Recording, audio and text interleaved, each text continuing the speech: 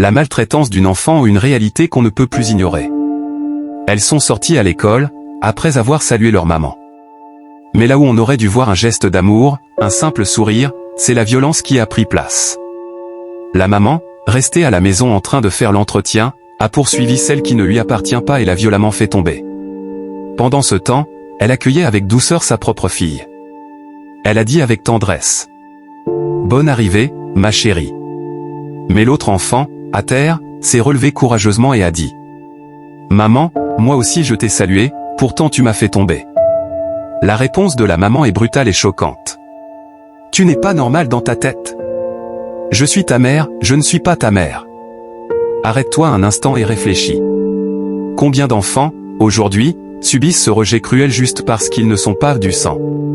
Combien gardent cette douleur enfouie au fond d'eux, sans personne pour les protéger? Cette fillette, elle, a déjà perdu sa vraie maman. Son père, voulant lui offrir un foyer, l'a confiée à cette coépouse. Mais elle n'a trouvé que mépris, humiliation et souffrance. Et ça ne s'arrête pas là. Cette femme continue de briser l'âme de cet enfant avec des mots durs. « Je ressemble à ta mère, idiote. » Puis elle lui arrache son sac de force, sans aucune pitié. Elle pose un régime de bananes sur sa tête et lui ordonne: « Va vendre ça. Et si jamais il manque une seule banane, tu verras ce que je vais te faire. » Regarde bien cette scène.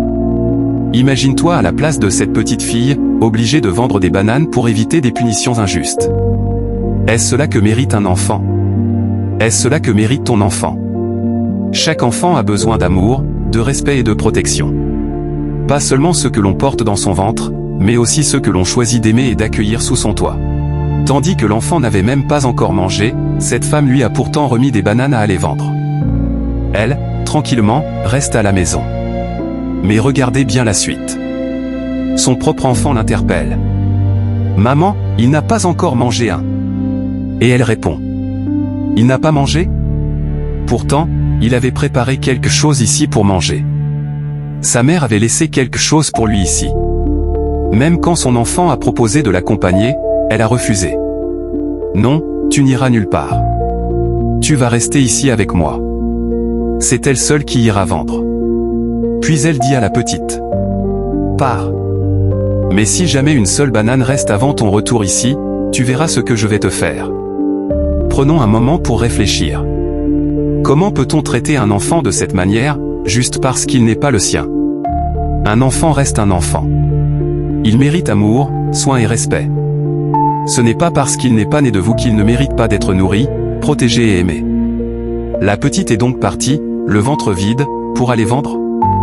Et pendant ce temps, la maman dit à son propre enfant: « Allons dans la chambre, tu vas manger. » Ils sont entrés dans la chambre et il a mangé à sa faim. Voilà, l'enfant a croisé son papa au portail en même temps. Son papa a enlevé les bananes posées sur sa tête et lui a demandé: « Qui t'a commandé ça? » L'enfant a répondu avec tristesse: « C'est maman qui m'a dit d'aller vendre les bananes.